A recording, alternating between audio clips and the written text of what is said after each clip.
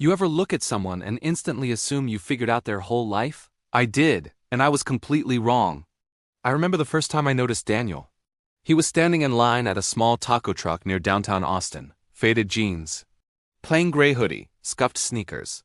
He looked like a guy who just got off a long shift somewhere. Quiet, polite, nothing flashy. If I'm being honest, I barely paid attention to him. He didn't look like someone making big moves. He looked ordinary. A few weeks later, I was driving past a brand new Porsche dealership. I slowed down because there was a small crowd gathered outside. Music, balloons, cameras. Some kind of launch event. And right there, shaking hands with the dealership manager, signing papers, was Daniel, the same hoodie guy. Except this time he wasn't buying a car. He was picking up two brand new Porsches. One deep blue 911 and one silver Taken. My brain literally stalled. I thought maybe I was mistaken. But it was him. Calm, smiling, no big celebration. Just business. I couldn't let it go, so I asked around. Turns out, Daniel wasn't just some random guy grabbing tacos after work. He owned a cybersecurity company that had just landed a multi-million-dollar contract with a major healthcare network. He had started it from his one-bedroom apartment 5 years earlier after getting laid off. No investors. No rich family. Just skill, long nights, and a stubborn belief that he could build something better than what he lost. When I finally spoke to him again, I asked the obvious question. Why do you dress so simple? Why not show it? He laughed, not offended. Just amused. He said, I'm not building my life for other people's approval.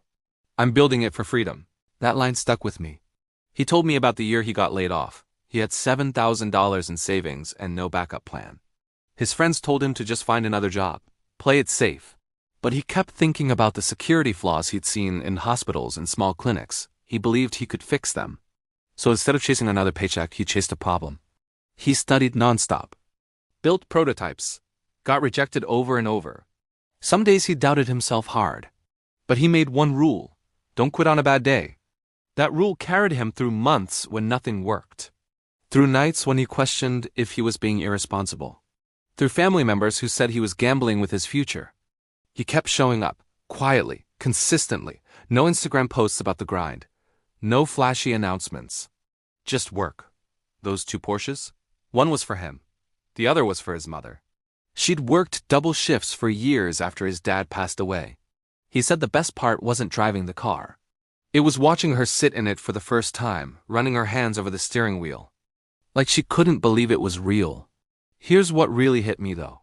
Daniel didn't look successful by social media standards. No designer logos. No loud personality.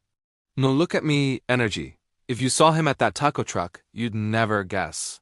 He was running a company protecting thousands of patient records across the country, and that's the point. We judge fast. We assume based on clothes, cars, accents, neighborhoods. We even do it to ourselves. We look at our bank account, our current job, our mistakes, and we label ourselves. Average. Behind. Not talented enough. Not connected enough. But what if the only difference between ordinary and extraordinary is what's happening when nobody's watching? Daniel told me something else I'll never forget. He said, most people want the spotlight. Very few are willing to sit in the dark long enough to build something that deserves it. That's mindset. That's patience. That's understanding that success is usually quiet before it's visible. And here's the real twist. The biggest change wasn't in his bank account. It was in how he saw himself after getting laid off. At first, he felt embarrassed, rejected, like he wasn't good enough. But he decided that moment wasn't a verdict. It was a pivot. That shift alone changed everything. He stopped asking, why did this happen to me?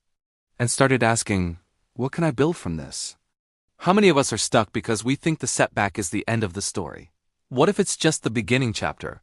What if the layoff, the rejection letter, the failed relationship, the small apartment, the old car, isn't proof you're limited, but proof you're in the building phase?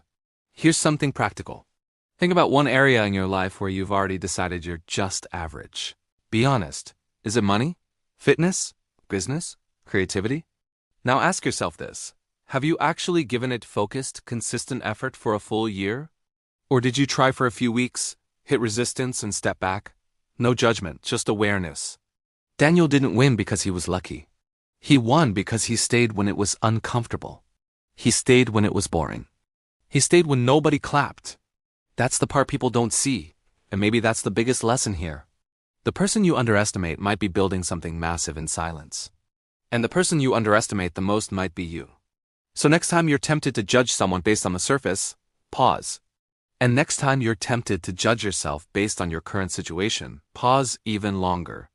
Your outside does not define your capacity. Your current chapter does not define your whole book. Success doesn't always wear a suit. Sometimes it stands in line at a taco truck in a faded hoodie, quietly planning its next move. If this story hit you even a little, take it as your reminder. Stay in the game. Build in silence. Protect your mindset, and don't quit on a bad day. Your breakthrough might be closer than you think.